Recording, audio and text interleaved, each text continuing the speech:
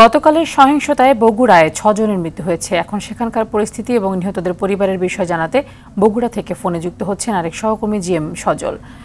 সজল, গতকালকে সংঘর্ষের পর বগুড়ায় আইন শৃঙ্খলা পরিস্থিতি এখন কেমন দেখছেন এবং নিহতদের পরিবারের কি কি তথ্য রয়েছে আপনার কাছে?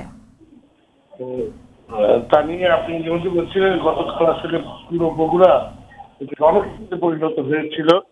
হঠাৎ বগুড়ায় যে অসহযোগ আন্দোলনকারীদের সাথে গতকাল দিনভর পুলিশের সংঘর্ষ হয়েছে। এ সময় শিক্ষার্থী সহ 5 জন নিহত এবং কমপক্ষে 200 জন আহত হওয়ার ঘটনা ঘটেছে। আহতদের অধিকাংশই আমরা দেখেছি যে গুলিবিদ্ধ হয়েছেন।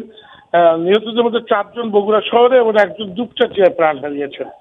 আন্দোলনকারীদের সাথে পুলিশের সংঘর্ষ চলাকালে সাতমাথা স্টেশন রোড, কবি নজরুল ইসলাম সড়ক, দত্তবাণী, বড়গোলা শহরের চকজাদু রোড, বাদুরতলা, ওয়াহিদ রোড, শেরপুর সড়ক সহ বিভিন্ন অলিগলিতে পুলিশের সাথে আন্দোলনকারীদের সংঘর্ষ হয়েছে দফায় দফায় এবং বিকেল সন্ধ্যা পর্যন্ত কিন্তু এই সংঘর্ষ চলেছে।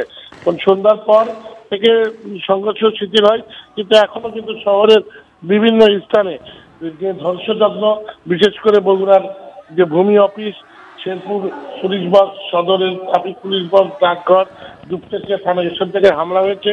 সেখানে হামলার চিহ্ন বিদ্যমান এবং ধ্বংসস্তূপে পরিণত হয়েছে কিছু কিছু এলাকা।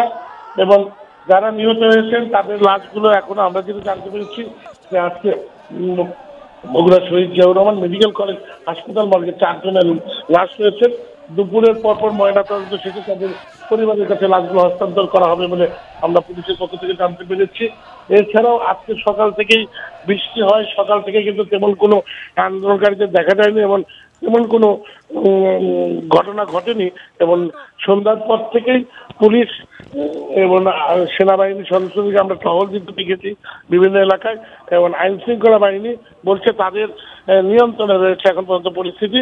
এবং সকাল থেকেই মুষলধারে বৃষ্টি হচ্ছে বগুড়ায় এবং এই কারণে এখন বৃষ্টি থেমে গেলে আবার আন্দোলনকারীরা বের হবে কিনা এটি এখনো বলা যাচ্ছে না। তবে তারা এখন পর্যন্ত বগুড়ায় কোনো কর্মসূচি কিন্তু ঘোষণা করেনি।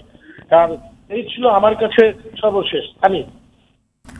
সজল, সংযুক্ত থাকুন আমাদের সাথে। পরবর্তী সংবাদে আবারও আপনার কাছ থেকে তথ্য আমরা জানাবো দর্শকদেরকে।